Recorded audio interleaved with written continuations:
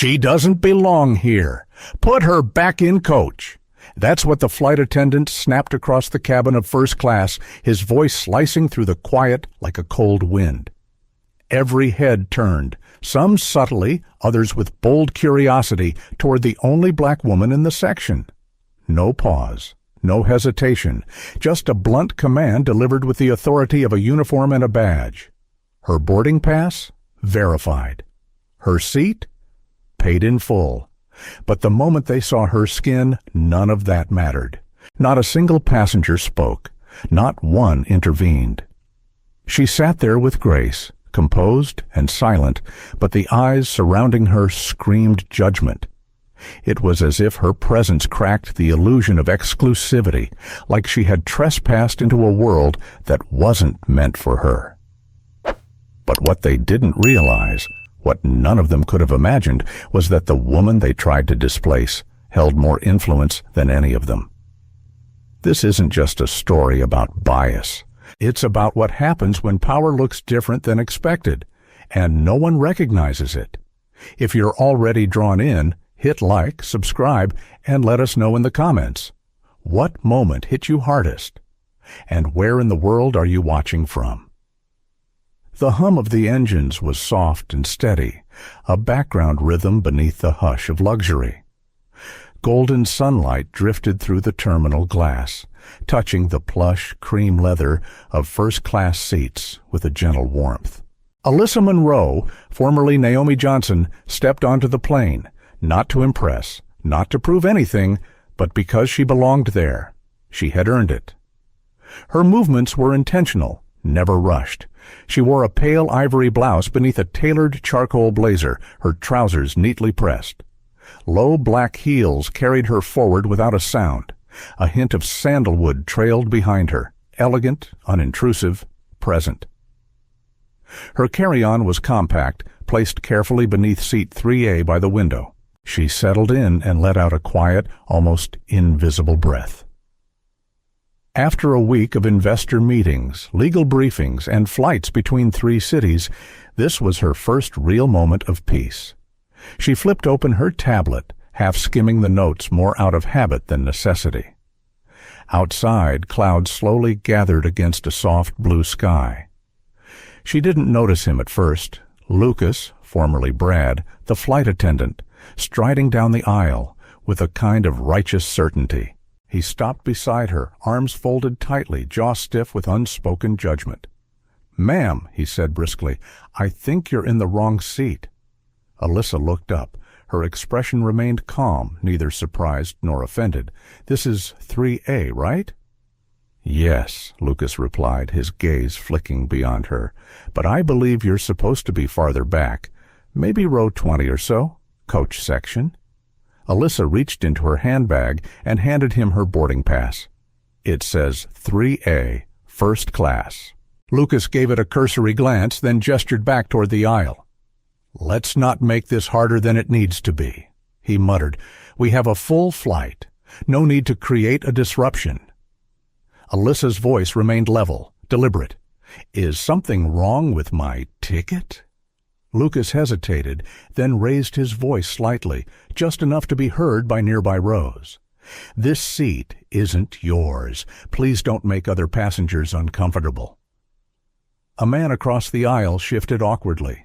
A woman in the front row lowered her tablet, brows furrowed in subtle scrutiny. "I'm not making anyone uncomfortable," Alyssa said gently. "I'm sitting in the seat I purchased." Lucas stiffened. "If you refuse to move, I'll have to involve security." And there it was. The moment it stopped being a misunderstanding and became a threat, cloaked in policy. Alyssa didn't flinch. Around her, the cabin air shifted from quiet civility to quiet discomfort. People looked away, fidgeted with their drinks, suddenly very interested in anything but what was unfolding in front of them. She slowly retrieved her ID and digital receipt. "Everything's correct," she said calmly. "So again, why are you asking me to move?" A woman seated in 1C, with pearl earrings and a sharply pressed taupe pantsuit, leaned toward the man beside her. Her voice was just loud enough to carry. First class really isn't what it used to be. Apparently anyone can buy a seat now. The man beside her gave a lazy chuckle, not even looking up from his digital reader. Her gaze, pointed, icy, landed squarely on Alyssa Monroe. A gaze full of assumption and offense, as if Alyssa's very presence disrupted the natural order. Alyssa didn't return the stare, but she felt it, the judgment, the dismissiveness, that quiet suggestion, "You don't belong here." When Lucas returned, his face wore the exhaustion of someone who had convinced himself he was the one being wronged.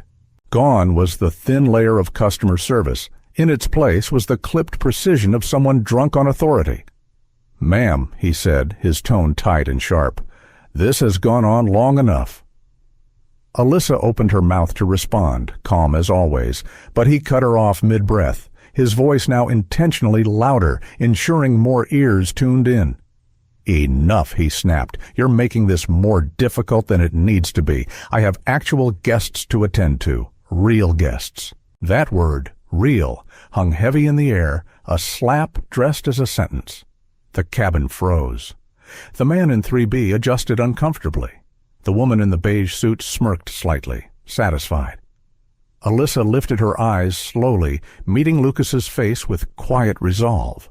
Her voice was steady, low. "I'm not the one causing the scene." But Lucas wasn't listening. He turned sharply and stormed toward the galley, muttering about delays and difficult passengers. The atmosphere shifted again. Alyssa had become something else now, no longer invisible, but not respected either. Now she was the problem. Around her, the silence didn't feel passive. It felt participatory. No one defended her, but everyone watched. Some curious, some entertained, some approving. A man peeked over his seat and quickly looked away when she met his eyes. Another pretended to adjust his headphones, but his body was tilted just enough to eavesdrop. This wasn't just a flight anymore. It was theater, and Alyssa was the lead in a show she hadn't auditioned for. Lucas returned again, not to reason, but to command. His tone was flat, cold. "Last chance. Either move or be removed. It's your decision." Alyssa didn't blink. "I've already made it," she said, each word a thread of steel. She wasn't shouting, she wasn't angry, but in a cabin built on quiet privilege and invisible hierarchies, that kind of confidence was treated as defiance. Across the aisle, a young woman clutched her purse closer. A man leaned slightly to get a better look. The cabin had turned into a courtroom, and Alyssa was being judged for simply refusing to disappear.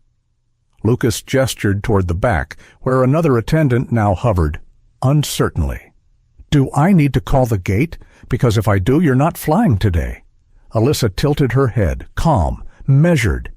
"I'm just asking you to check the manifest," she said, "because I'm not moving without a reason. This seat is mine. You haven't even checked." Lucas scoffed.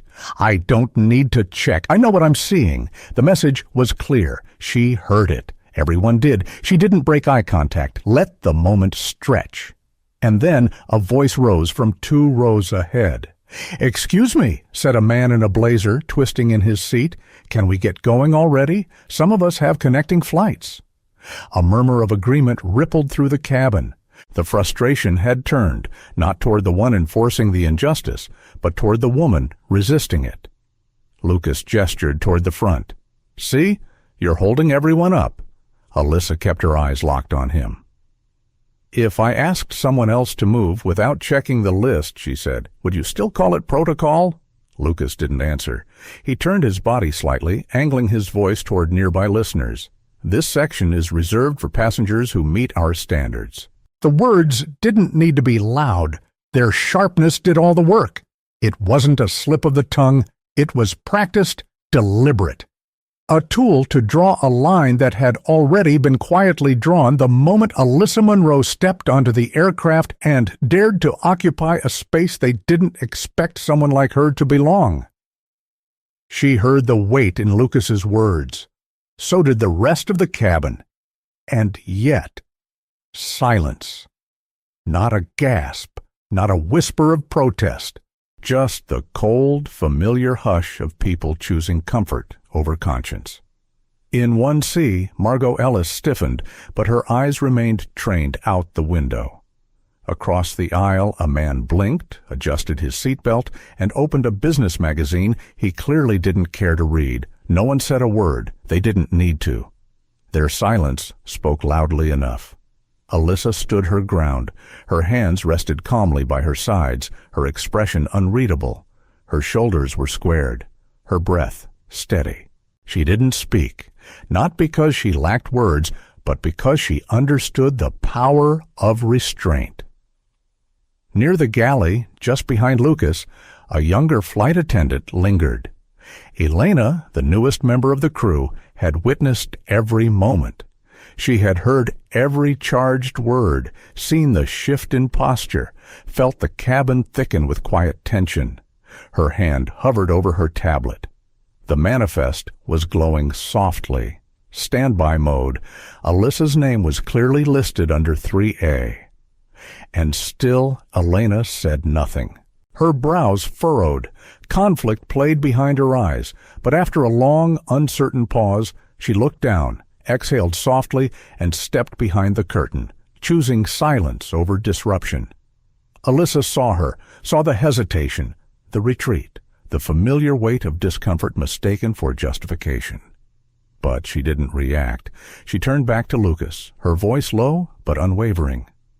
I booked this seat. I was early. I followed every single rule this airline set. So, tell me, exactly what standard don't I meet? Lucas shifted, his jaw tensed, working hard to hold back what he knew he couldn't say aloud. He glanced toward the front of the cabin, searching for backup, any higher authority to legitimize the choice he already made. I've asked you to move, he said louder now, trying to reclaim control. If you don't comply, we'll escalate this.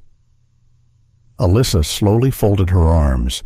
You mean you'll remove me from the seat I paid for, without checking the manifest, without confirming anything except your own assumptions? She waited, gave him a full second. Lucas's face flushed, not with shame, but with frustration. He stepped forward, then hesitated, eyeing the curtain where Elena had disappeared. From mid-cabin, someone coughed. A child's voice whispered, "Mom, why is she standing?" The mother patted his hand, her gaze avoiding Alyssa altogether. The pressure in the air had thickened, like glass creaking under too much weight. Something had to crack. Alyssa's patience or Lucas's grip on authority. Alyssa shifted her weight, barely. I suggest you call who you need, she said simply, because I'm not going anywhere until you do this properly. Lucas's lips parted, but before he could speak, a soft chime came from the service panel. The captain's voice followed. Final boarding complete. Crew, prepare doors for departure. The timing couldn't have been worse for Lucas. He paused, out of options. Around them, whispers rose again. Alyssa heard fragments of her name, or guesses of it, passed between lips like unverified headlines. But she didn't move. She wasn't resisting anymore. She had become a mirror. Each passenger who had chosen silence now saw themselves in her, reflected back in the woman who refused to be minimized. Lucas glanced at the manifest. For a fraction of a second, just long enough, Alyssa saw it. He had found her name. He knew the truth, but he didn't acknowledge it. Instead, he tapped the screen harder, muttered something about seat rotation and reassignment, then stepped aside, forcing a hollow smile. We've arranged another seat for you, he said, voice brittle with control. Alyssa didn't move immediately. She looked at him, then at the screen he now guarded with his body. Then, slowly, with poised precision, she reached down for her bag. She didn't argue. She didn't agree. She simply followed the performance, not because she accepted it, but because she knew the script, and she knew exactly how it ended. Alyssa Monroe knew the script better than most, and she also knew exactly how it ended. The walk from seat 3A to the back of the aircraft wasn't long, not in feet, not in time, but it stretched like a silent trial. With every step she took, a new set of eyes followed, some curious, some burdened with quiet shame. But most were simply indifferent. She had become background noise, an inconvenience, properly removed so the rest of the cabin could resume sipping champagne in peace. As she walked, the ambiance shifted. The quiet hum of first class faded behind her, replaced by the louder, unfiltered energy of economy. Conversations weren't hushed. Bags jutted into aisles. The scent of citrusy hand sanitizer mixed with the metallic tang of recycled air and something vaguely synthetic. Her assigned seat was at the very end of the aircraft, row 38 CD, cramped, windowless, wedged between the rear lavatory and a storage unit overflowing with plastic-wrapped snack boxes and cleaning supplies. The overhead light flickered faintly, and the seat itself lacked even a headrest cover. No cushion, just a narrow, tired rectangle of fabric stretched over hardened foam. This was a seat no one ever chose. It wasn't meant for comfort, only for tolerance. She paused before sitting, taking in the details. The smell of stale disinfectant lingered. The couple across the aisle, a man and woman in their 60s, glanced at her, then immediately turned away the second their eyes met hers, as if her presence had pressed an unwanted button on their conscience. With quiet grace, Alyssa placed her small bag beneath the seat in front of her, then lowered herself down. She folded her hands neatly in her lap, her back straight, her posture intentional. She didn't slump. She didn't sigh. Her presence, though displaced, remained undiminished. The plane shuddered slightly as the final cabin checks began. Engines began their steady hum. Somewhere far ahead, the flight crew moved through the aisles with well-practiced rhythm, restoring a sense of normalcy for everyone else. Back in first class, Lucas, the man who had displaced her, moved through the rows like a conductor returning to center stage. He handed out warm towels, offered bottled water, smiled with sharp corners. A few champagne corks popped quietly. Laughter returned, bouncing softly off reclined leather. The mood had reset for everyone but the woman who had been exiled. Alyssa watched from her seat as the refreshment cart made its way down the aisle. When it reached her row, the attendant didn't pause, didn't acknowledge her raised hand, didn't even glance in her direction. 2 rows ahead, a young woman, a college-aged brunette with a denim jacket folded over her knees, turned back and offered Alyssa an extra water bottle she had tucked in her seat pocket. Alyssa accepted it with a quiet nod of thanks. But before she could twist the cap open, Lucas appeared again, as if summoned by radar. His posture rigid, his tone tight and performative. "Excuse me," he said, voice low but sharp. "She's not on the priority list. That water is for registered guests in upgraded seating only." The words dropped like cold steel. The young woman hesitated, confused, glancing between him and Alyssa, unsure what rule had just been violated. Alyssa handed the bottle back calmly, not wanting to make a scene on someone else's behalf, even though every part of her recoiled at the spectacle being manufactured. Lucas accepted the bottle with robotic indifference and walked away without another word, leaving the aisle colder than before. Alyssa leaned back into her seat. Her head rested gently against the side wall. The hum of the engines deepened as the plane began to taxi, but her mind remained anchored in the moment. Not because she was shocked, she wasn't, but because of how predictable it all felt. This wasn't an isolated moment. It wasn't new. It wasn't even rare.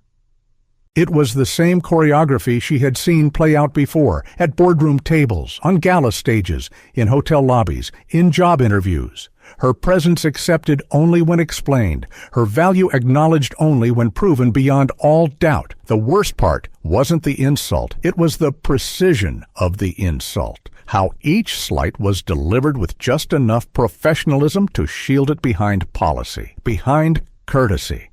behind rules that only seemed to shift when someone like her occupied space they hadn't planned for. She closed her eyes, not in defeat, but in discipline, in the kind of stillness that allows one to sort truth from noise. This wasn't about a seat or a water bottle. It was about value, perception, power, and how quickly people decide who deserves to sit where. Behind her, the lavatory door hissed open, then closed again. A chemical scent swept through the air. Somewhere ahead, a burst of laughter rang out, expensive wine and elite comfort cracking jokes across social divides. Alyssa didn't turn around. She didn't need to. She knew the rhythm of this kind of exclusion too well. She folded her arms and stared at the back of the seat in front of her. The fabric was threadbare, faded gray with seams fraying like a metaphor no one would bother stitching. She could smell the scent of roast chicken wafting from first class, hear the clink of forks. But back here, nothing came her way.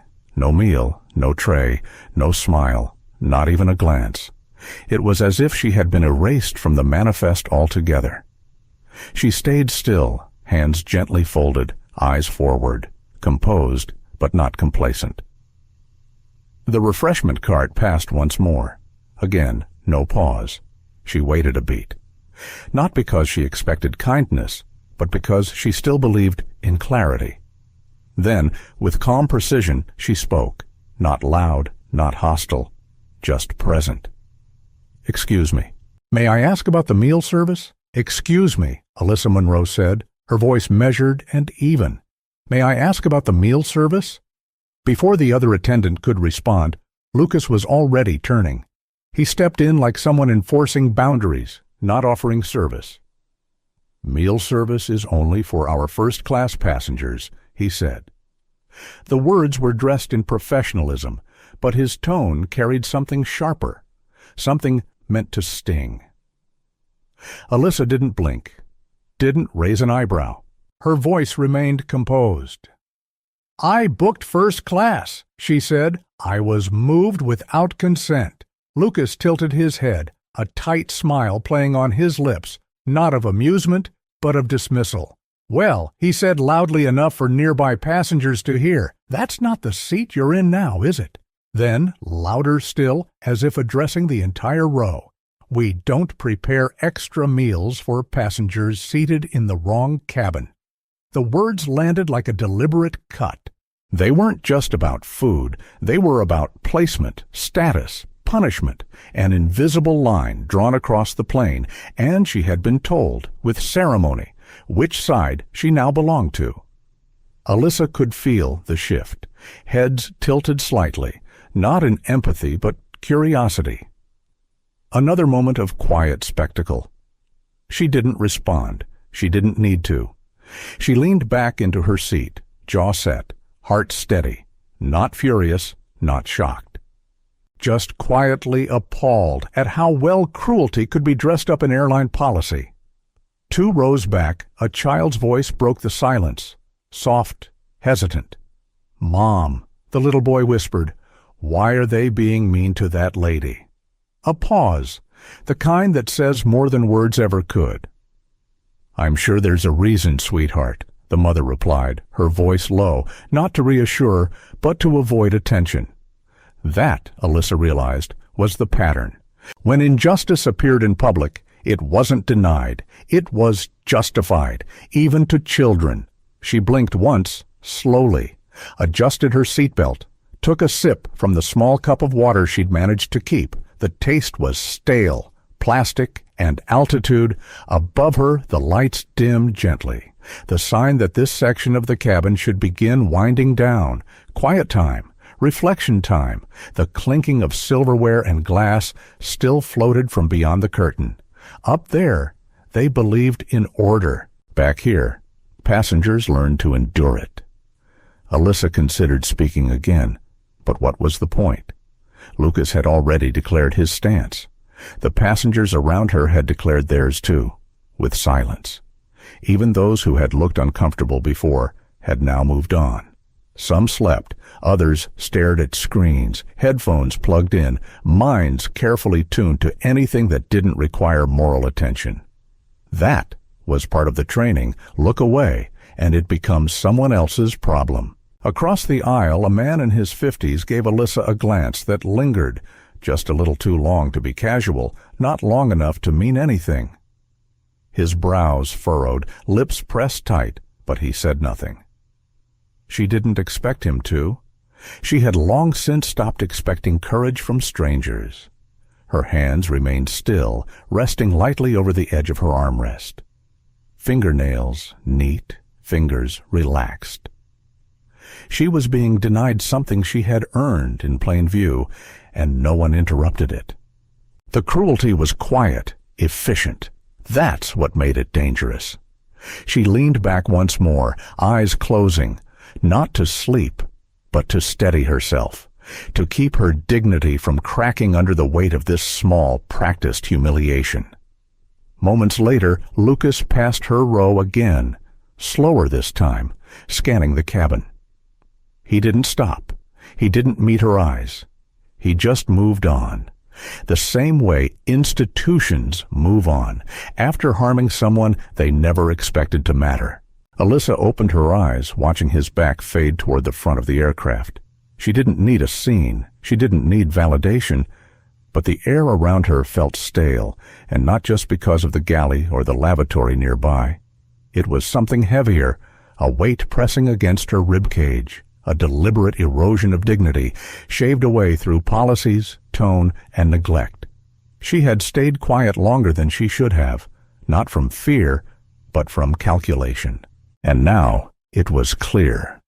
Silence no longer served her. She unbuckled her seatbelt with a calm hand. The plane rocked slightly with turbulence, but she stood with balance. She moved up the aisle, one steady step at a time, toward the midsection where the curtain separated the service station from the rest of economy. Behind the curtain, Lucas was checking supply drawers, a tablet glowing with a soft bluish light. Alyssa stepped into the space like she belonged there, because she did. Her voice, when she spoke, was smooth as glass. "Excuse me," she said. "I'd like to speak with the lead flight attendant." Lucas didn't even look up at first. When he finally turned, his smirk arrived before his eyes did. "You again," he muttered, tone loaded with condescension. "Still not happy with the seating?"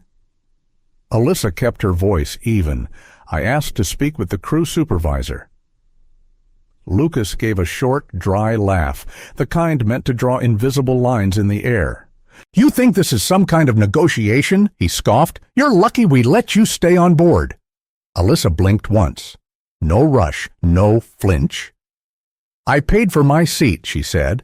"I followed every instruction. I complied with every request. I've been moved, ignored, denied basic services. And now I'm asking for the correct chain of command."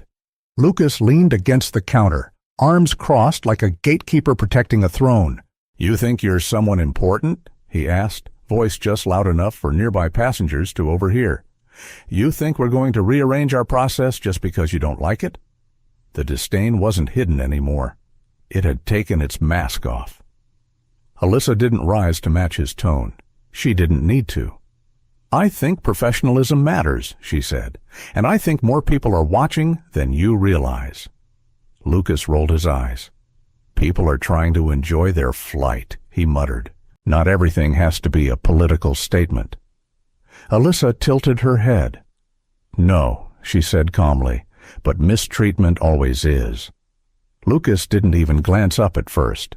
When he finally did, his expression twisted into a crooked smirk, more sneer than smile. "You again," he said mockingly, still not happy with the new accommodations. Alyssa Monroe kept her tone composed, her posture unshaken. "I asked to speak with the lead flight attendant." Lucas let out a sharp laugh, the kind meant to wound rather than amuse. "You think this is a negotiation?" he scoffed. "You're lucky we even let you stay on the plane." Alyssa blinked, once, slowly. No rush, no fire, just controlled power. I paid for my seat, she said. I followed every instruction. I was moved, ignored, and denied basic respect. And now I'm asking for someone who can speak with authority. Lucas leaned back against the counter, arms crossed like a gatekeeper holding court. You think you're someone important? He said loudly, his voice bouncing down the aisle. You think we're going to stop everything just because you don't like where you're sitting? His voice wasn't just professional anymore, it was personal, and everyone nearby felt it. A few heads turned. One man in row 15 stiffened, his fingers pausing mid-scroll on his tablet. A woman across the aisle glanced toward Alyssa, then just as quickly looked away. Alyssa didn't rise to the bait. She didn't mimic his tone. She didn't flinch. I believe professionalism still matters, she said, and I believe more people are paying attention than you assume. Lucas rolled his eyes. People are just trying to enjoy their flight. Not everything is a political statement. Alyssa stared at him, her voice softer than before, but heavier with weight. No, she said, but mistreatment always is. And then a voice from behind, older, deeper, crackling with age and conviction. Young man, it called, slow, firm, unapologetic. A tall gentleman with silver hair stood from row 17A. He wore a navy blazer and the kind of travel expression that had seen decades of terminals and takeoffs. His face was lined, not with age alone, but with experience. I've flown with this airline since long before you were trained, he said clearly. And I've never seen anyone treated like this woman has been. Not for any reason I'd consider acceptable. Lucas stiffened. His eyes darted to the crew member standing a few feet behind him, who now looked visibly uncomfortable. Alyssa turned slightly and met the older man's gaze. She offered him a quiet nod. Grateful, steady, still composed. He didn't speak again. He didn't need to. His words had already broken the fog of silent complicity that had hung heavy over the cabin. The spell had been interrupted. Someone had finally named the line that had been crossed. A ripple ran through the rows. Some passengers leaned toward each other, whispering, not out of gossip, but realization. The hush was no longer neutral. It was loaded with meaning. Lucas's smirk faltered. He straightened his back, adjusting his posture, the tension in his shoulders betraying the crack in his confidence. He looked as though he might finally say something meaningful, maybe even an apology. But pride is rarely that humble. Instead, he turned abruptly, pulled the curtain aside with force, and disappeared toward the galley without a word. Alyssa turned to return to her seat, her movements still composed, but her patience worn. She had only taken a few steps when a soft gasp broke the air. It came from mid-cabin. A young man in his late 20s, dressed in a light gray sport coat and slim navy tie, sat upright in his seat, a glossy magazine open across his lap. His brow furrowed as he stared down at the page. Then his eyes widened.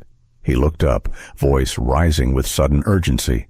Wait, everyone, look at this. Nearby passengers turned, some confused, others irritated by the disruption. He held up the magazine, flipping it around to show the cover to those closest. "Isn't that her?" he asked, pointing toward the center of the page. There it was, a high-resolution portrait of Alyssa Monroe, poised in a sleek navy suit, arms folded with quiet command. Her face calm, unapologetic, powerful. Framed above her head were the bold, unmistakable words, Alyssa Monroe, the force behind the $1.2 billion Meridian equity deal. A stir ran through the cabin. 3 rows back, a woman leaned forward, straining to get a clearer view. The man seated beside the one holding the magazine squinted through his glasses. Someone nearby whispered, "That's really her, isn't it?" The recognition spread quickly, faster than any beverage cart ever could. A few seats ahead, Elena, the young flight attendant who had remained behind the curtain earlier, now peeked out. Drawn by curiosity, she stepped into the aisle, her expression shifting from cautious interest to wide-eyed disbelief. She moved quickly toward the center of the cabin. Her eyes darted between the magazine and Alyssa's face, then back again. The realization hit her fully. "Oh my God," she breathed, barely more than a whisper.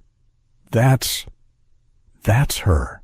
She's the one who invested in Aerolux last quarter. That's the woman who had just been removed, silenced, humiliated.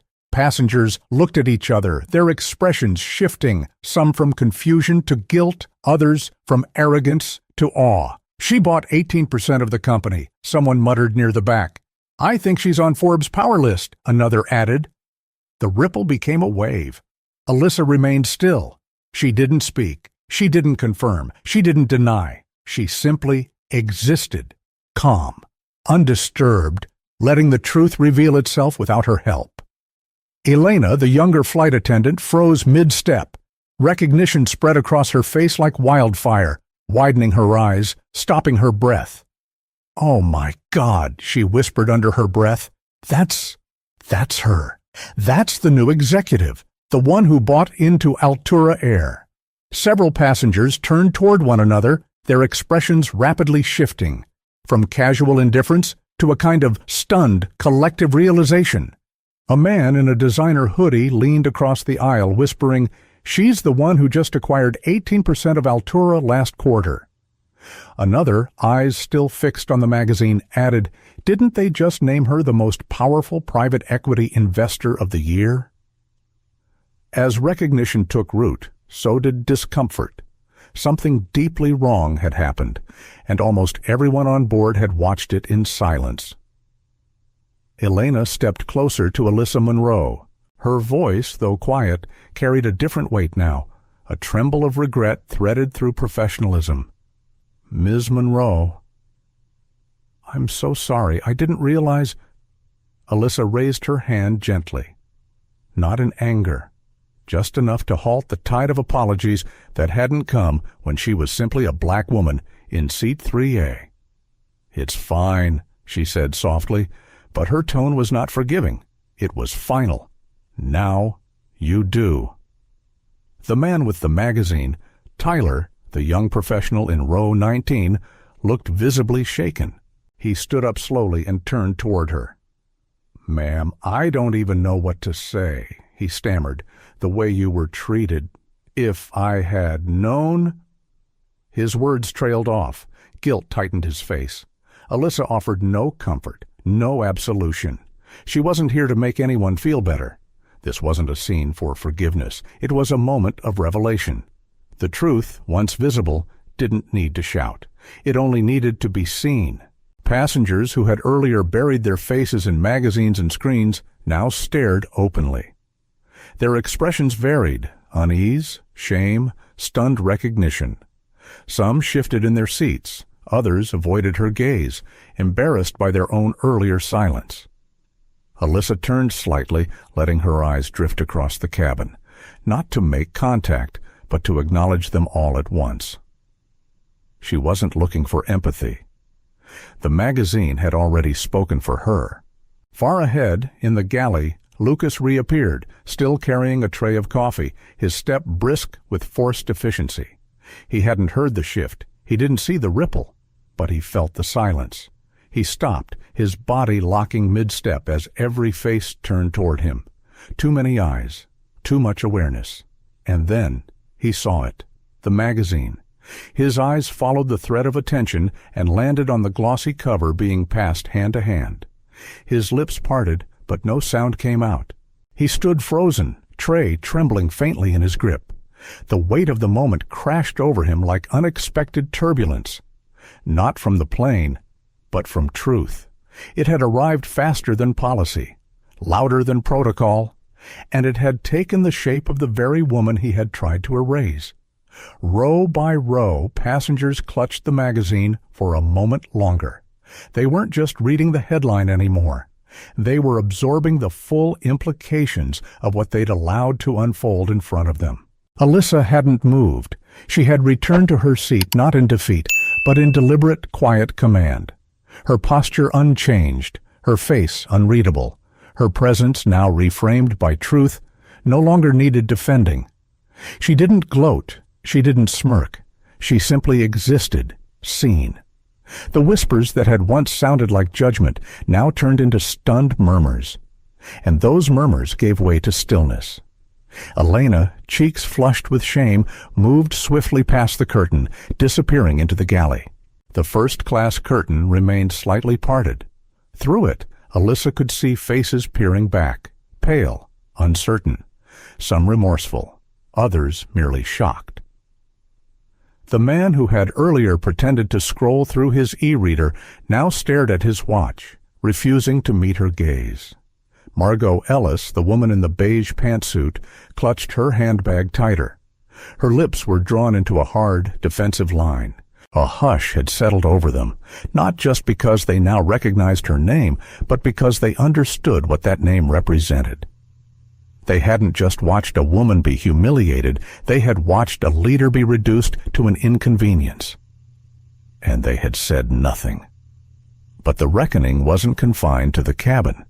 At cruising altitude, high above any land below, a different kind of turbulence was unfolding. Screens lit up across the plane, phones refreshed, tablets blinked to life. News apps pushed alerts. It was breaking everywhere. Private equity powerhouse Alyssa Monroe humiliated in mid-flight incident with airline staff. Sources confirm she holds stake in Altura Air.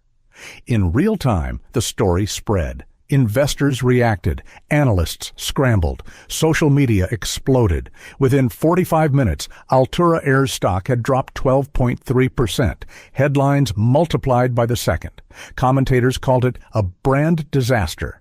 Finance blogs cited the cost of unchecked bias. It hadn't taken a statement, not a press conference, not even a tweet.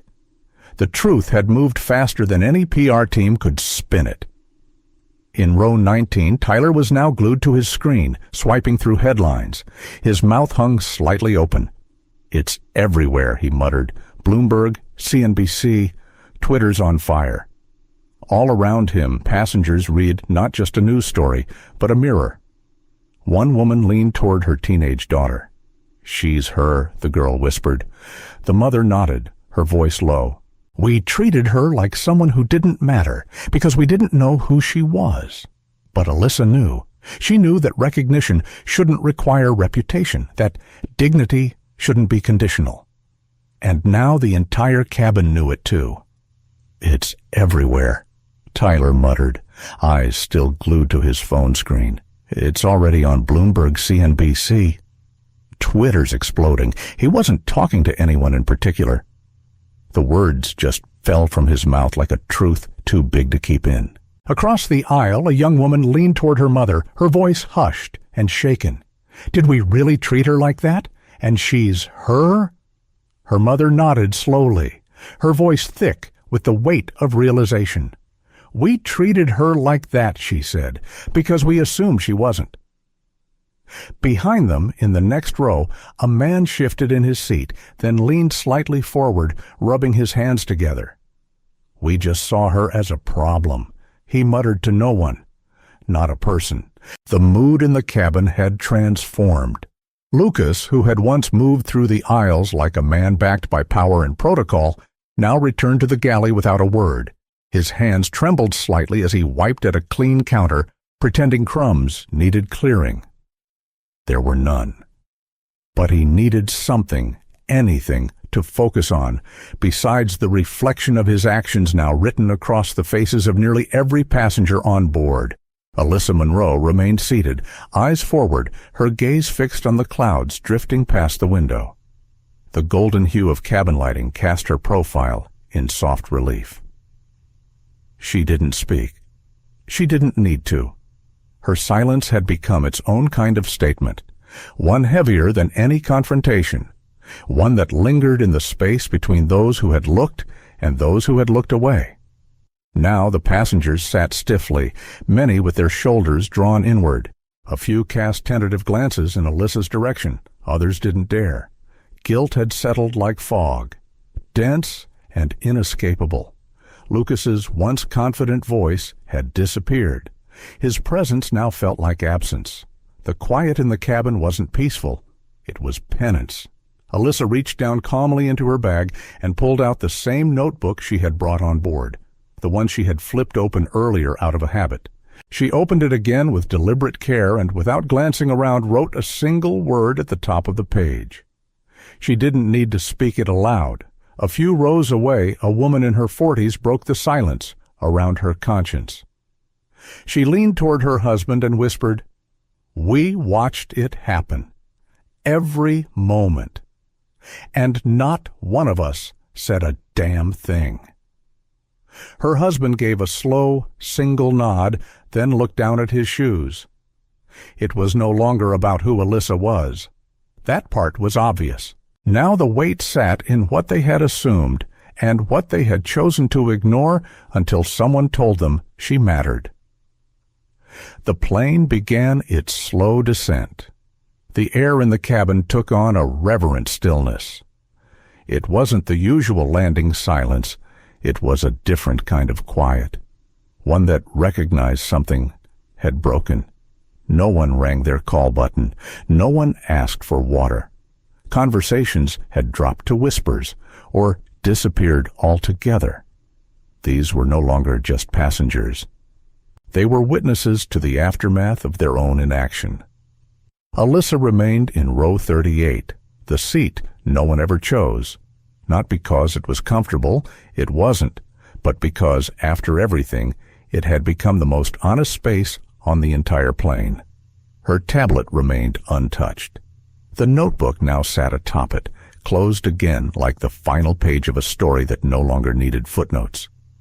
Not when everyone knew how it had unfolded. Lucas had vanished into the rear galley for the better part of the last hour. No more warm towels, no more greetings, no more power walks down the aisle. When he finally re-emerged, he looked like a different man, not younger, not older, just hollowed out, like someone who had come face to face with a truth too large to sidestep. His uniform was still immaculate, but the way he wore it had changed. His steps were slower, hesitant, like the floor beneath him no longer supported the illusion he had relied on. Then came the captain's voice, cool and clipped. "Ladies and gentlemen, we've begun our final approach into Los Angeles International. Cabin crew, prepare for landing." The intercom clicked off. The seatbelt signs blinked on. But no one moved in a rush. Passengers adjusted trays, pulled their seats upright. But their eyes, almost all of them, drifted again toward the back, toward Alyssa, toward Lucas, toward the unspoken question pressing against every row, what now? Before the wheels even touched the runway, a soft tone rang from the crew's internal line. Lucas stepped toward the galley door and picked up the receiver. His face changed the moment he heard the voice on the other end. He nodded once, then again. Then, in a voice so low it barely registered, he said, "Understood." He didn't move for 10 seconds after hanging up. Then, finally, he walked, slowly, down the aisle. He stopped a few feet from Alyssa's row, not quite facing her, his body angled like someone unsure if they were worthy of eye contact. The wheels touched down with a faint screech. The plane glided onto the tarmac with quiet grace. But no one clapped. No one celebrated. The landing felt symbolic, a moment everyone had to sit with. The aircraft rolled gently toward the gate as Lucas stood in the aisle. When he finally spoke, his voice was barely audible. "They've asked me to step away from service," he said. Pending a full review, he wasn't speaking to the cabin. He was speaking to her. But Alyssa didn't respond. She didn't need to. Her silence, once ignored, now spoke volumes. Lucas spoke softly, mostly to himself, but loud enough that Alyssa Monroe could hear. "I was wrong," he said. "I was ignorant. I saw what I wanted to see, and I didn't look any deeper." Alyssa didn't answer. Her silence wasn't a shield anymore. It was a verdict. Lucas nodded slightly, like a man receiving a sentence he'd known was coming. Then he stepped aside, out of the aisle, and waited near the door as the aircraft rolled to a final stop. As passengers rose and gathered their belongings, some of them hesitated. They didn't just walk past her. They stopped. Not all, but enough. Elena was the first. Her hands were clasped tightly in front of her, her face taut with the weight of everything she hadn't said. "Ms. Monroe," she began. Her voice cracked slightly. "I should have spoken up. I saw it. I knew it wasn't right, and I froze. I let it happen." Alyssa studied her face for a long moment. There was no performance in Elena's tone, no polished PR response, just regret, raw and real. Two other crew members followed, both older, both visibly shaken. One of them, a man who had served drinks in first class, looked Alyssa in the eye. "We let the tone be set by someone who wasn't acting like a leader," he said, "and we followed it. We're sorry for the silence, for the looks, for not doing what we should have done." Alyssa gave a single nod. Not acceptance, not yet, but recognition. Around them, the usual chaos of landing had dulled into a slower, more deliberate rhythm. People weren't rushing off the plane. They were processing what they had been part of, something far bigger than a seating error or delay. A woman in designer heels paused before stepping off. She looked Alyssa in the eyes and whispered, "You taught us something we should have already known." A teenage boy followed, face flushed pink. He didn't linger, but as he passed, he mumbled, "You didn't deserve any of that." At the front of the aircraft, just outside the cockpit, a uniformed officer from Altura Air's corporate response team stood waiting. His posture was formal, but his presence quiet. Not showy, but unmistakably serious. Lucas approached him, shoulders stiff, voice low. He leaned in, whispered something. The officer nodded once, then placed a hand on Lucas's shoulder, brief, measured, and turned to speak to the remaining crew. Alyssa finally stood. She adjusted the lapels of her blazer, lifted her bag, and with a quiet grace that somehow carried more authority than any announcement ever could, she walked forward. No one blocked her path. People stepped aside without being asked. That night, the world found out. Headlines took over every major platform. Corporate titan humiliated mid-flight. Alyssa Monroe removed from first class on airline she owned stake. In Altura Air under fire. Stakeholder disrespected in public flight. Incident Nirar she owns the sky. Timara fly with. Respect Nirar Alyssa Monroe. Social media ignited. The hashtags trended at record speed. But the real reckoning didn't happen online. It unfolded the next morning in a conference hall at the downtown Los Angeles Hyatt, where rows of press, cameras, executives, and board members gathered behind a long table lined with microphones. At the center stood CEO Daniel Harrow, a man known for his polish and control. But this morning, something was different. His tie was immaculate, his stance as upright as ever, but his face bore something unfamiliar. Humility. He stepped to the microphone, adjusted it with care, and cleared his throat.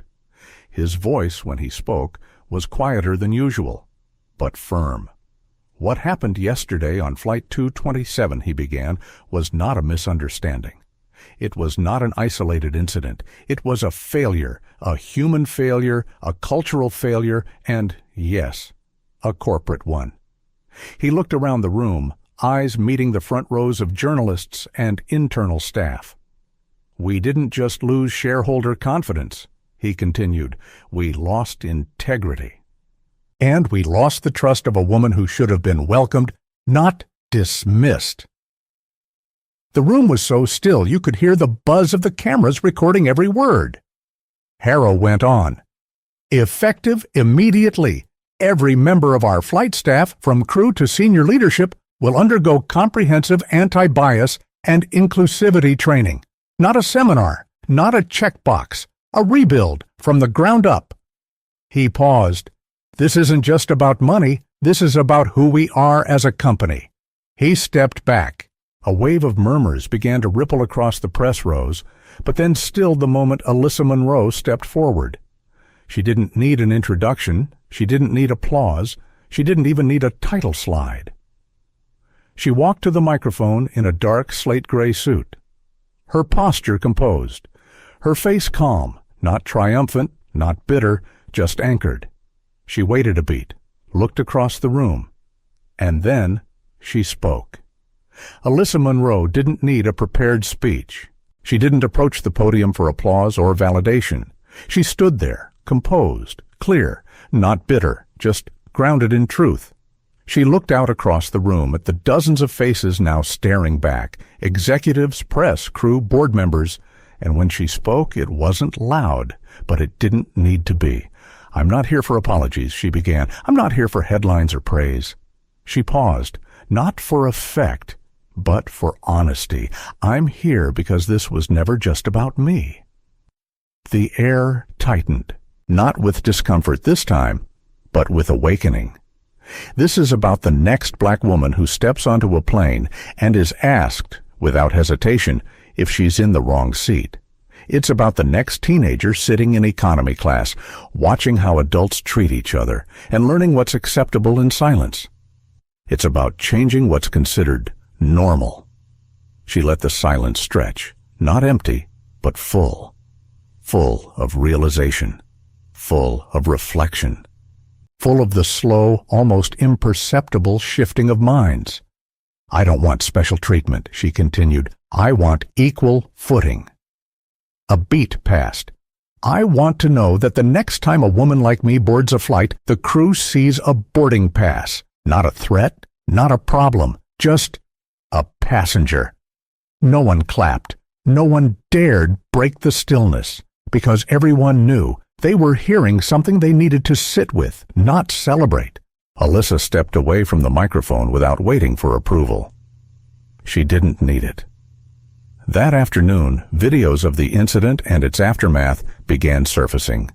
Passengers posted clips, and news outlets amplified them. Not just of the confrontation, but of what happened after. The slow recognition, the shifting eyes, the hushed apologies. Crew members, some in tears, gave interviews outside the terminal. One of the senior attendants admitted to having stood by too long.